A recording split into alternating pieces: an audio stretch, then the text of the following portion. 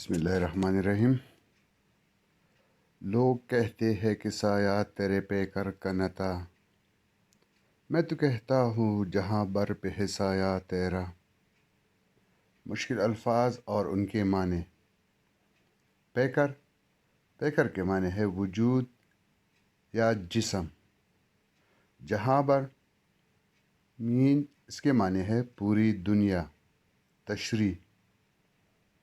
اس شعر میں شاعر نبی کریم صلی اللہ علیہ وآلہ وسلم کی ایک خوبی کا ذکر کرتے ہوئے کہتا ہے کہ لوگوں کا کہنا ہے کہ حضور صلی اللہ علیہ وآلہ وسلم کا سایہ مبارک زمین پر نہیں پڑتا تھا، مگر شاعر کہتے ہیں میں کہتا ہوں کہ ساری کائنات پر آپ صلی اللہ علیہ وآلہ وسلم کا سایہ ہے، جو آپ صلی اللہ علیہ وآلہ وسلم کی اعلیٰ تعلیمات اور اخلاق و کردار کی صورت میں ہے۔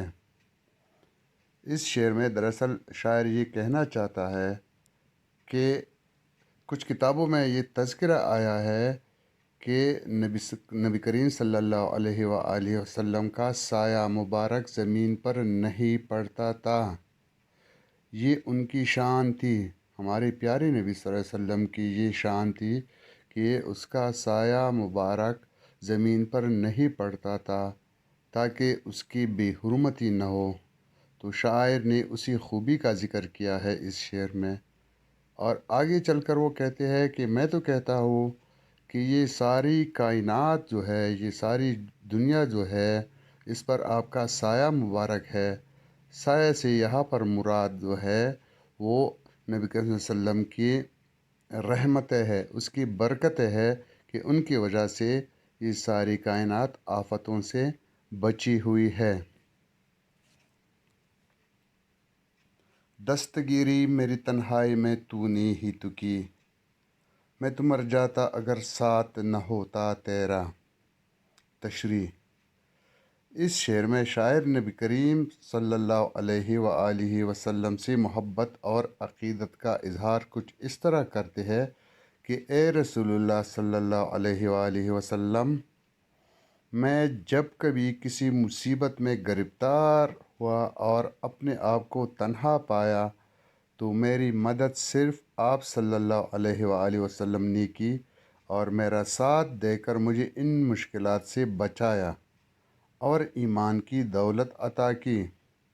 ان مشکلات میں اگر آپ صلی اللہ علیہ وآلہ وسلم کا سہارا نہ ہوتا تو میں مر جاتا، فنا ہو جاتا۔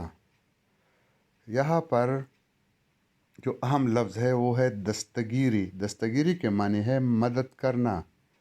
تو یہاں پر شاعر نبی کریم صلی اللہ علیہ وسلم کو مخاطب کرتے ہوئے کہتے ہیں کہ جب کبھی میں مشکلات میں گر جاتا ہوں تو آپ کی محبت ہی ہے، آپ کی تعلیمات ہی ہے، آپ سے عقیدت ہی ہے جو مجھے ان مشکلات سے بچاتی ہے، ورنہ یہ دنیا تو تکالیف سے بری ہوئی ہے اور میں ان مشکلات میں پھنس کر مر جاتا، ختم ہو جاتا۔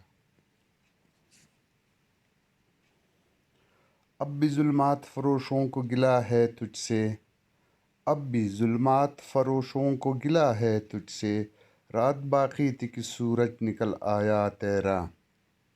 مشکل الفاظ اور ان کے معنی۔ ظلمات، یہ ظلمت کی جمع ہے، اس کے معنی تاریکی، اندھیرا۔ اصطلاحاً یہ ظلم و زیادتی کے لیے استعمال ہوتا ہے۔ فروش، کاروبار کرنے والا، فروخت کرنے والا۔ ظلمات فروش کے معنی ہے زیادتی کرنے والے، ظلم کرنے والے یا ناانصافی کرنے والے۔ تشریح۔ اس شعر میں شاعر حضور صلی اللہ علیہ وآلہ وسلم سے مخاطب ہو کر ظلم و ستم کرنے والوں کا ذکر کرتے ہوئے کہتے ہیں کہ اے اللہ کے پیارے نبی، ظلم کے سوداگروں کو اب بھی آپ صلی اللہ علیہ وآلہ وسلم سے گلہ اور شکایت ہے کہ ابھی تو ان کے ظلم و ستم والی رات ختم نہیں ہوئی تھی کہ آپ صلی اللہ علیہ وآلہ وسلم قرآنی تعلیمات کا سورج بن کر نمودار ہوئے اور ان کی ظلم و ستم کی اندھیری رات ختم ہو گئی۔ دراصل اس شعر میں شاعر نبی کریم صلی اللہ علیہ وآلہ وسلم کی بعثت سے پہلے عرب یا دنیا کی حالات کا ذکر کر رہے ہیں کہ یہاں پر ہر وقت ظلم و ستم کا قانون تھا، جنگل کا قانون تھا، کفر کا راج تھا، ظلم اور زیادتی کا راج تھا، ہر طرف اندھیرے چھائے ہوئے تھے ظلم و ستم کے۔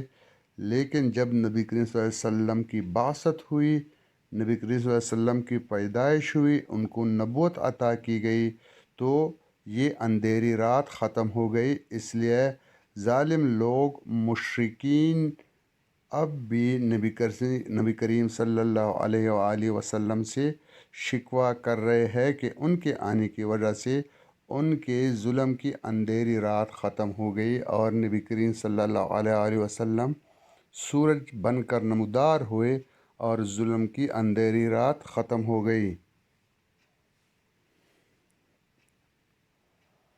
ایک بار اور بھی یثرب سے فلسطین میں آ، راستہ دیکھتی ہے مسجد اقصیٰ تیرا۔ مشکل الفاظ اور ان کے معنی۔ یثرب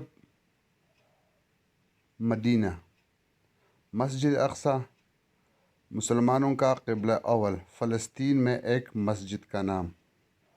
نعت کے اس آخری شعر میں شاعر احمد ندیم قاسمی موجودہ دور میں فلسطین اور مسجد اقصیٰ کی حالت زار بیان کرتے ہوئے نبی کریم صلی اللہ علیہ وآلہ وسلم سے مخاطب ہو کر کہتے ہیں کہ اے اللہ کے پیارے رسول صلی اللہ علیہ وآلہ وسلم، آج فلسطین اور مسجد اقصیٰ دونوں فریاد کر رہے ہیں ان کو غیر کے قبضے سے آزاد کیا جائے، کیونکہ آج ہماری کمزوریوں کی وجہ سے ان پر یہودیوں نے قبضہ کیا ہوا ہے، حالانکہ یہ ہمارا قبلہ اول ہے، اور آپ صلی اللہ علیہ وآلہ وسلم کی امامت میں اس جانب نماز پڑھی گئی ہے، اور معراج کے موقع پر آپ صلی اللہ علیہ وآلہ وسلم نے یہاں پر تمام انبیاء علیہ السلام کی امامت کی تھی۔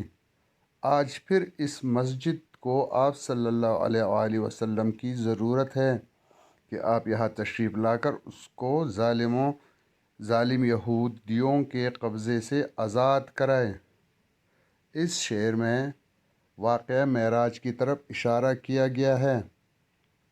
واقعہ معراج کی تفصیل آپ کو ڈھیر ساری کتابوں میں ملے گی، احادیث کی کتب میں یہ واقعہ تفصیل سے درج ہے۔ گوگل پر اگر آپ سرچ کریں گے تو بھی یہ واقعہ خاصی تفصیل سے آپ کو مل جائے گا۔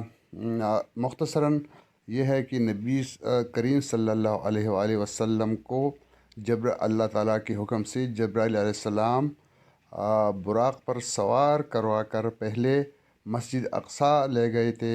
وہاں پر تمام انبیاء علیہ السلام نے ان کی امامت میں 2 رکعت نفل ادا کی تھی، پھر ان کو نبی کریم صلی اللہ علیہ وآلہ وسلم کو آسمانوں پر لے جایا گیا تھا، اور ان کو جنت، دوزخ اور ان کی سیر یا آسمانوں کی سیر کروائی گئی تھی، اور یہ پورا واقعہ جو ہے یہ کافی تفصیل طلب ہے۔ گوگل پر یا مختلف کتابوں میں آپ کو آسانی سے مل جائے گا۔ تو اس آخری شعر میں واقعہ معراج کی طرف اشارہ کیا گیا ہے۔